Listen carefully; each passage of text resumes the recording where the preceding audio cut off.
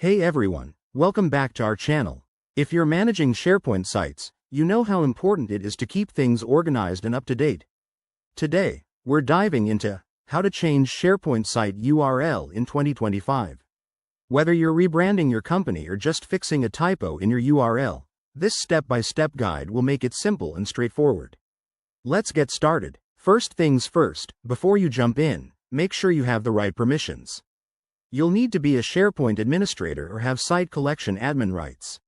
Also, ensure you have access to PowerShell if you're on a more advanced setup, as that's often the go-to tool for URL changes in 2025 versions.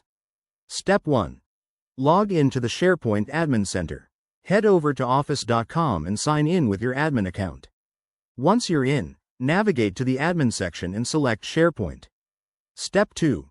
Locate your site. In the SharePoint Admin Center, go to the Sites section. Here, you'll see a list of all your active sites. Find the one you want to rename and select it. Step 3. Prepare for the change. Before making any modifications, back up your site just in case.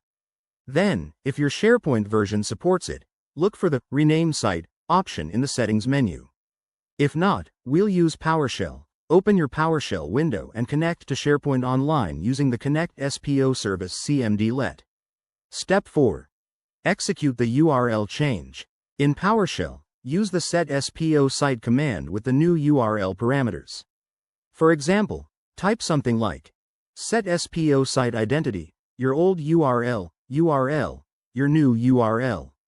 Double-check your syntax to avoid errors. Step 5. Verify and test. After running the command, go back to the Admin Center to confirm the URL has updated. Test the new URL by accessing your site and checking links.